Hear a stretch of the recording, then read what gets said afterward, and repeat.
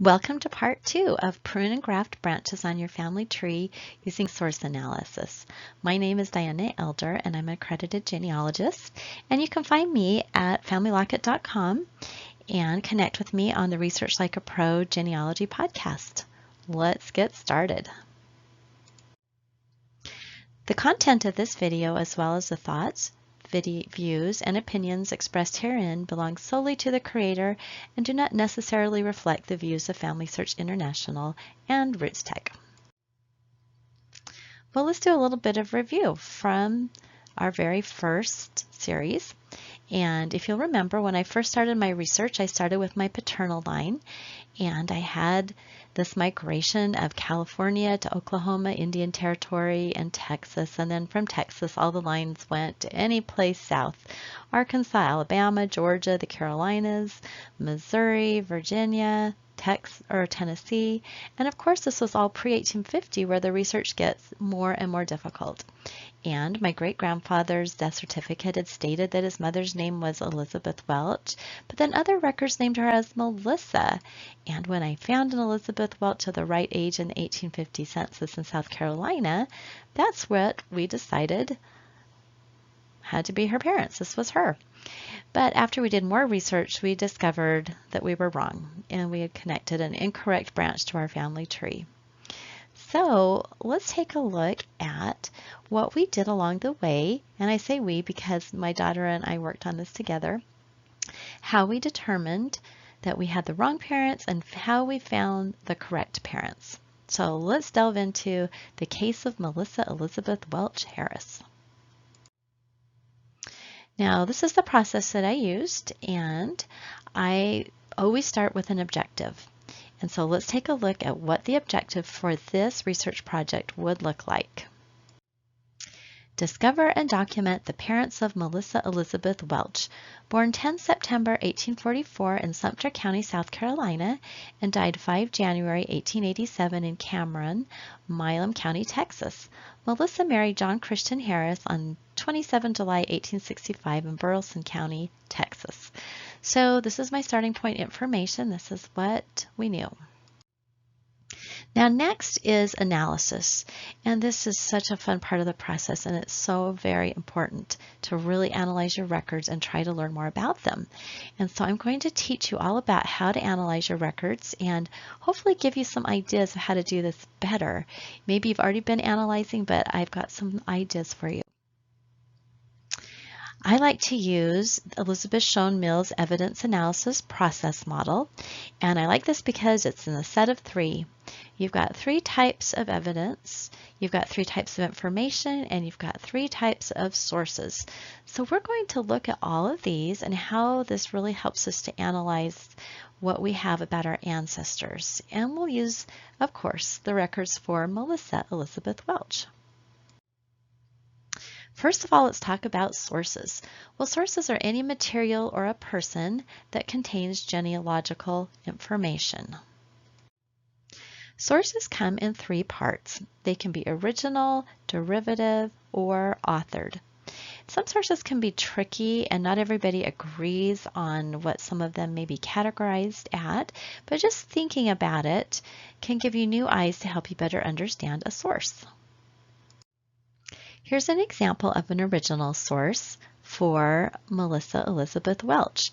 An original source is anything that records information about a person or an event for the first time. It's generally created at the time of the event or soon after, but not always.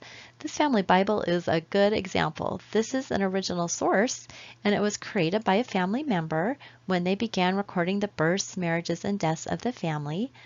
Now the question is, was the person recording this alive in 1844 or 1846 when the parents were born, as shown in this blown up portion of the Bible? Well, not likely.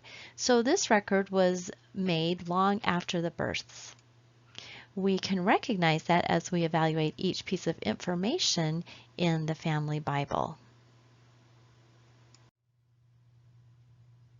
We often start with derivative sources from index collections, and in this case you see at the top a derivative source.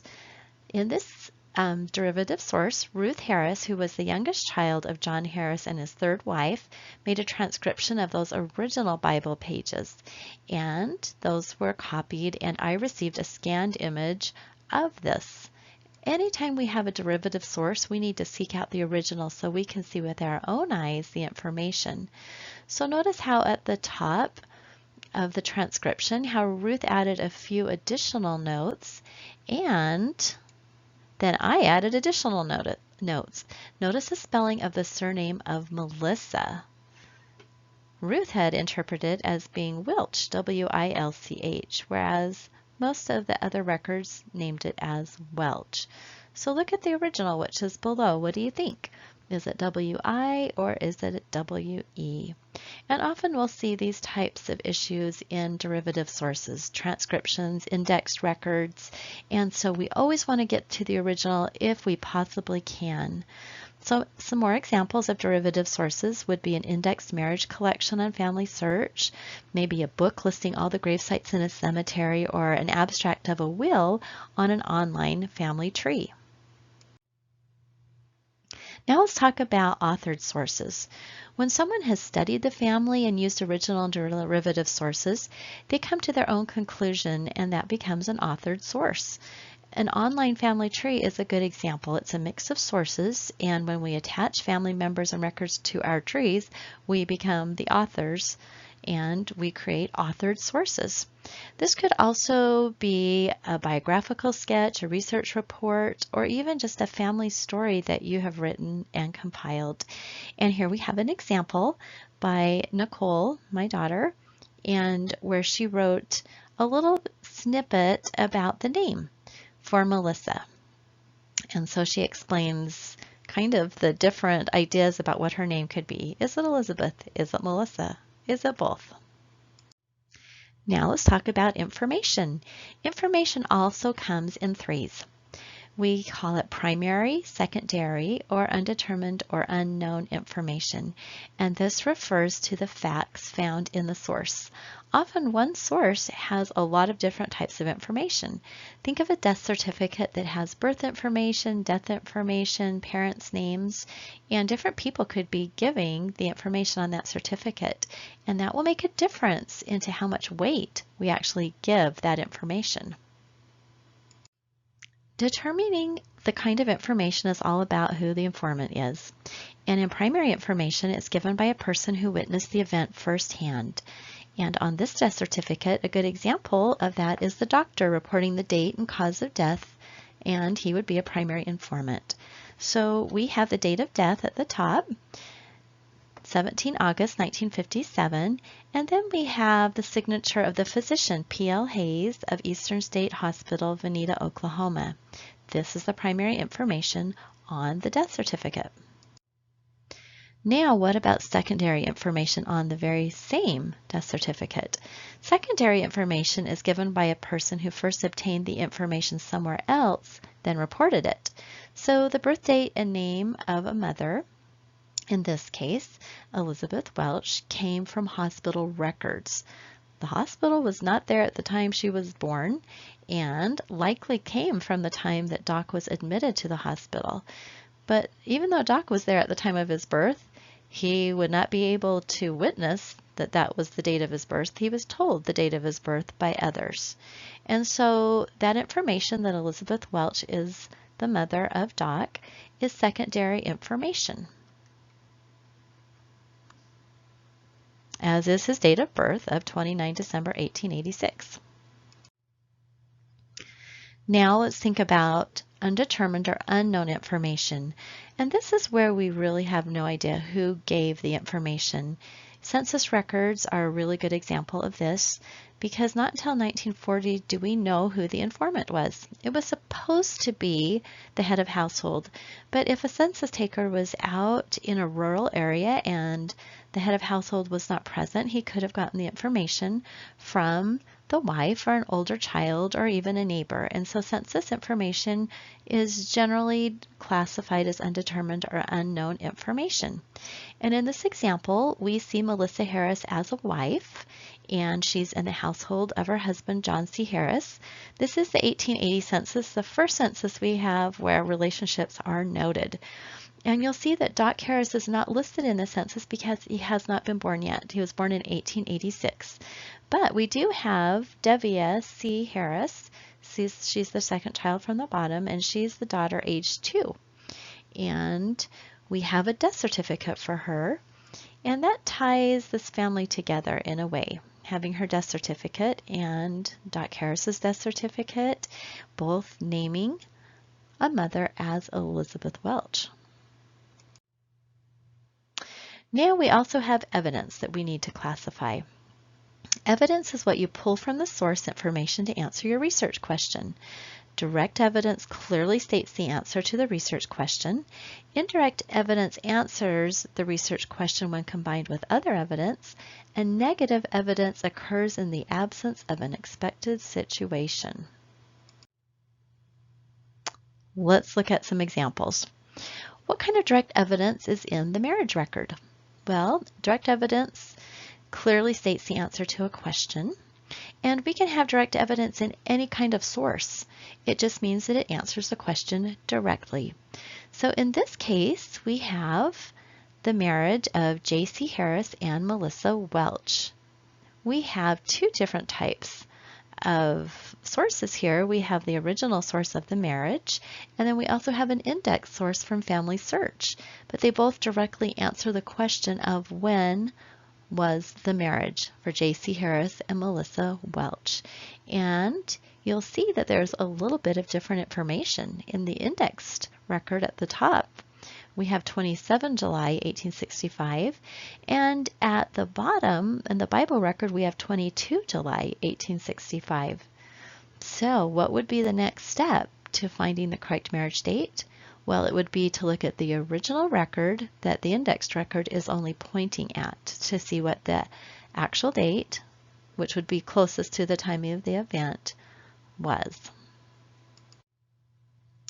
Let's talk indirect evidence. This is what you pull from the source information to answer your research question. And this doesn't directly say anything about your research question. It doesn't directly answer it. So one of the good examples of this is if a woman is listed as the mother-in-law of the head of household, we can figure that out, that that is his wife's mother, even though it doesn't directly say that. So what about some indirect evidence from this 1850 census? Well, this is a tricky census. There is nothing that states relationships. And so we can't really say that for sure Lucinda Welch was the wife of George, even though it seems really obvious that she probably was. And we also don't know if those were really all of her children. There are many times where in 1850 we see a blended household, and it's a second or a third marriage for the couple, and the children are a blend of yours, mine, and ours. And so when we have a situation like this, we always have to combine the information, the indirect evidence, with other records, trying to make sure that we have the family figured out correctly. So let's take a look at this. In part 1 of the series, we discovered that there was another possibility for the parents of a Melissa Welch, and it was this couple, George Welch and Lucinda Welch, and they were living in Alabama. Now previously we had found a possible set of parents for Elizabeth Welch in South Carolina, where she was born. But we have some clues here from this census that give us some help, which is that almost all of these children were born in South Carolina. So we have a nice migration pattern here because it looks like everyone was born in South Carolina and then they moved about 1846, 47 to Alabama, where the latest 2 children were born. So this gives us some clues that this could be Melissa Welch, our Melissa Welch. But of course it needs to be added into other evidence. Other records need to help. Negative evidence occurs in the absence of an expected situation. let's look at some examples of that.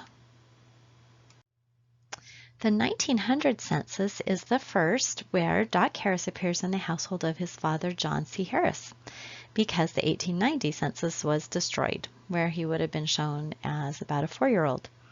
Doc was born in 1886. Is Rebecca his mother? No. Clues are in the fact that Thomas is a stepson. Also, the death certificates of both Doc and his older sister, Devia Dove, give Elizabeth or Lizzie Welch as their mother. We can determine that the absence of Melissa Welch in this census is negative evidence that she had died by 1900. So how do we keep track of all this information? We're looking at our sources, we're trying to decide if they're original or derivative, we're looking at the information and the evidence. So a really good way to keep track of this is in a timeline.